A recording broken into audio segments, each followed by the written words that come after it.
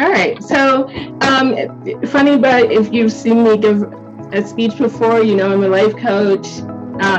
You may have seen this slide before. I don't always give life coach speeches, but this one is. I want you to live your best life, period. And I embrace ontological transformation and appreciative inquiry. And the last time I said that, Christina mentioned in my evaluation that I should explain what that is. So I'm going to do that. Ontological transformation is really approaching personal development from who you be, not like just what you do or other ways of transforming, but it's about the being of you as a human being. And appreciative inquiry is a model that includes really just a general question of what can I do that I'm already doing well, even better. So every single one of us on this Zoom has been resilient in the last 2 years. Really, everybody in the world. Like, we all went through a major event together, and we're still moving through it. And it's how we got here today. The major event I'm talking about isn't really COVID, like, not exactly. As a result of COVID, all of us became part of the largest human migration in human history. That was the migration from analog to digital. Some of us view this as a positive event, some of us view it as a negative event, but it was a collective event. We all together recognized there was an event. We decided to give it our attention. We believed it could work and it was the answer and an opportunity. We downloaded Zoom, bought cameras, did all that stuff. And we were motivated by being connected, and especially for work continuity. Many of us even learned to express gratitude about that. So I don't want to go far into the weeds on definitions, but I'm going to do a couple of slides on that.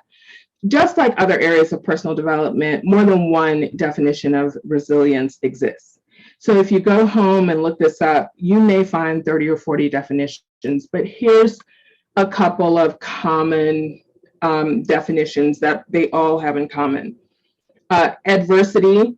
So people talk about resilience in terms of dealing with adversity and positively adapting. Resilience is a dynamic process and it changes over time. The interaction of a wide range of factors influence resilience, but ultimately it's about leaping back to normal, right, and bouncing forward. Resilience is the psychological capacity to adapt to stressful circumstances and to bounce back from adverse events. I add to that definition that it's a combination of ability, choice, and opportunity. It's a highly sought after personality trait, part of our emotional intelligence in the modern workplace. So what does resilience mean to you? I want you to think about that as we talk about it. So we said it has to do with an event. And what do we know? Ish happens. Ish happening is guaranteed. So good things happen, bad things happen. Resilience is about our reaction to all of these life events. And we all ask ourselves, what am I going to do now? So this talk today is a bit about the tools and processes that we can use to build resilience.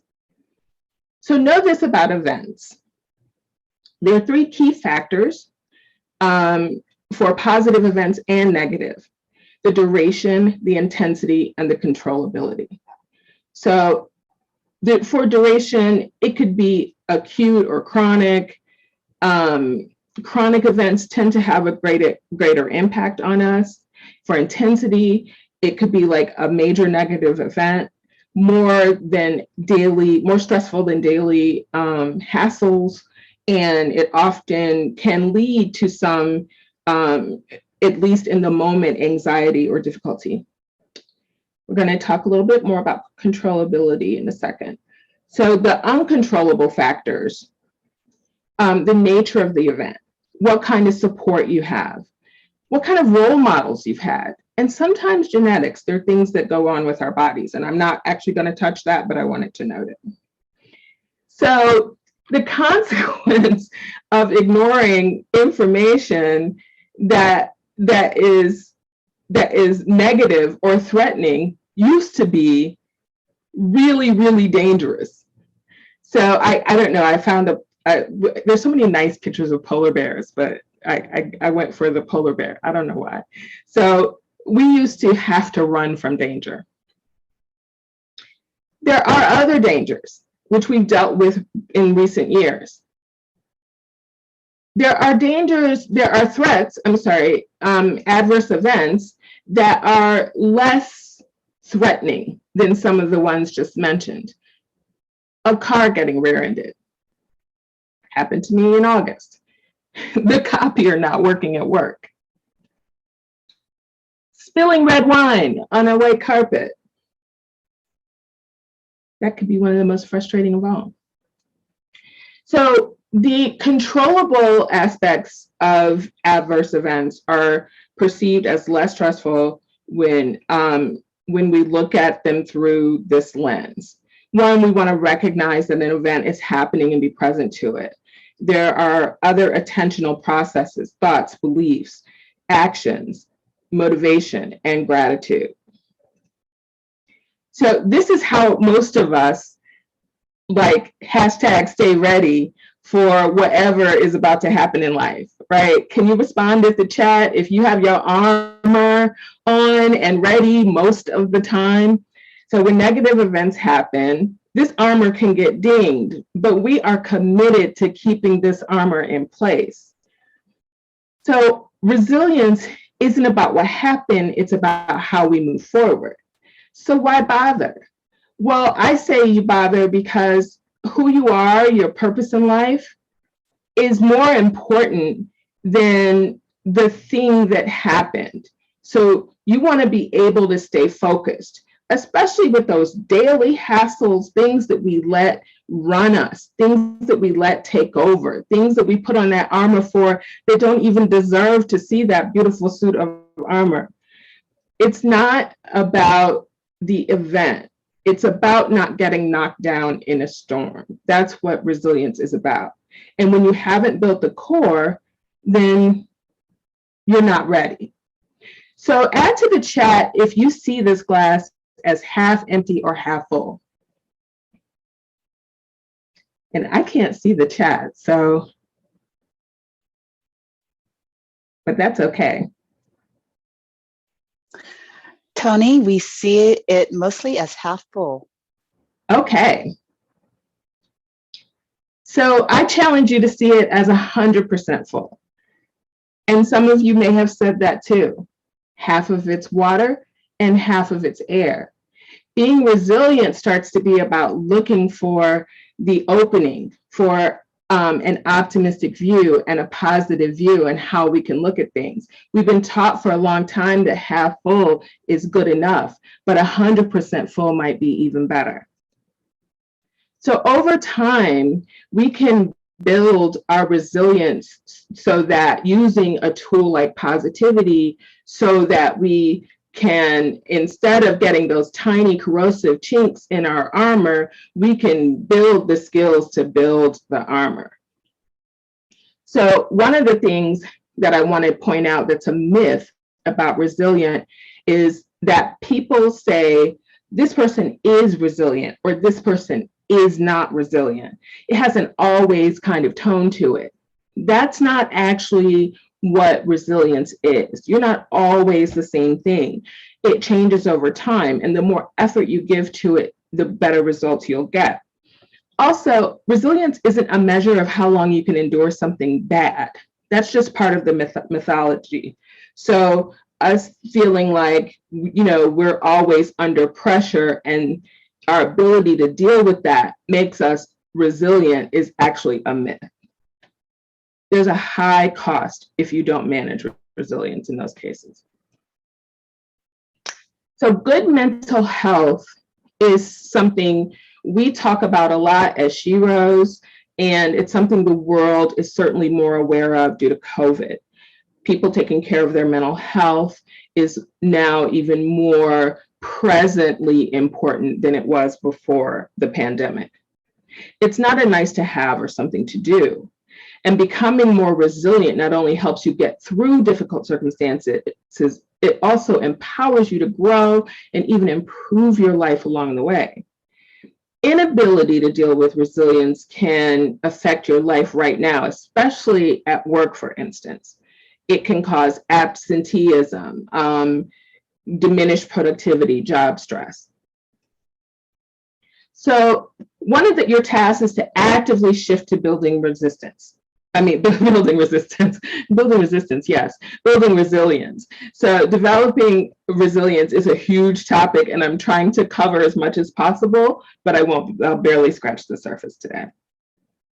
But there are two traits to note. One is your general trait level, your general ability to deal with adversity.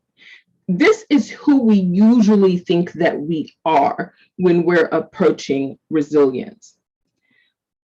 But there's another trait, and that's the state level. So that's your ability to deal with specific adversive situations. So resilience isn't a static state, it's a process, and it changes from situation to situation. So you want to look at and be present to the fact that there's something happening so you can deal with the thing that's happening, not deal with the you as you always are, right? So negativity bias comes from many places, but mostly learned behaviors.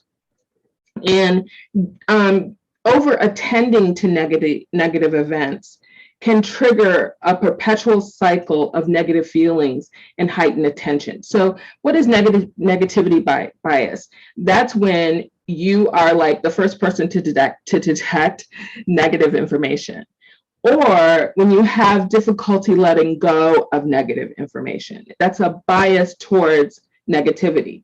Now, sometimes negativity bias is helpful, like when you had to stock up on toilet paper in 2020, and look out for it. Or you could have been like me and you had to stock up on Trader Joe's for some reason, whatever. But, and of course, if you have those real threats that happen in life, negativity bias can help you because you get to look around every corner and see a threat coming. You get to see the bear coming. So we need to understand, though, that when we're constantly in negativity bias, we are constantly stimulating the amygdala, which is our fight or flight function in our brains. We've really evolved past that. If you're focusing on negativity more, then you're actually doing something that goes against your evolution, as a human being. You're dealing with an environment where there is no danger. There are times when negativity bias does work, though. I do want to emphasize that. So the other view is positivity bias. What is that? It's the faster detection of optimistic information, faster at letting things go, faster at dealing with negative information. So the positive emotions that emerge from using positivity bias and savoring that really help to offset the experience of negative emotions. For those of you familiar with Maslow's hierarchy of needs, negativity bias is at the lower end of Maslow because it's a psychological safety. And positivity bias is at the higher end of Maslow's because it falls around the line of self-actualization. So I know I'm running short on time. I'm going to try to run through this really fast. Say yes to optimism as a tool. Optimists are more likely than pessimists to find meaning and growth in stressful experiences. Resilient-minded people use optimism. So this is not about toxic optimism. It's not about avoiding, and it's not about like comparing your life to someone else's life or any of that toxic optimism. It's just about seeing what's possible.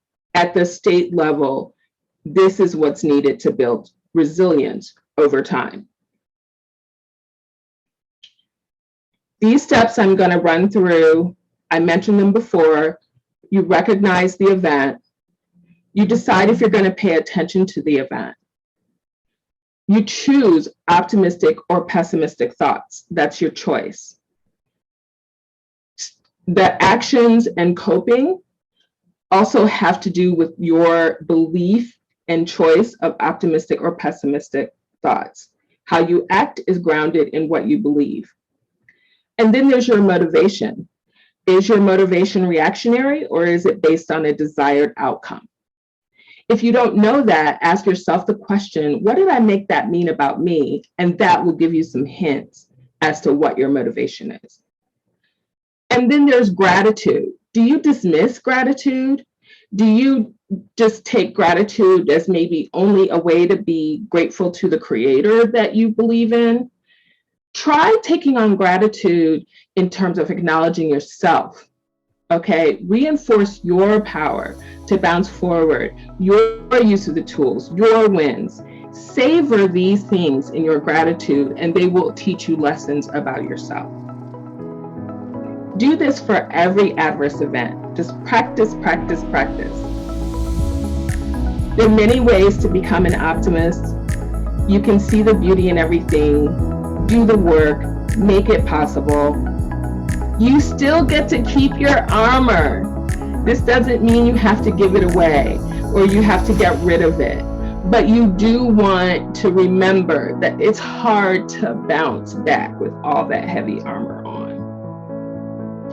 And what about self-care? I just want to note, self-care as a part of resilience is just about that initial soothing that we often need emotionally or psychologically, physiologically, that the body may need. It's recommended in stressful situations, but please remember that like burning a candle or taking a bubble bath is not going to actually make you resilient.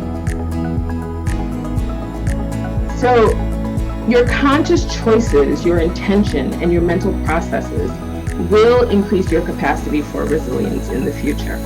Remember the state level, and remember to try on optimism as a tool in your tool belt. So thank you.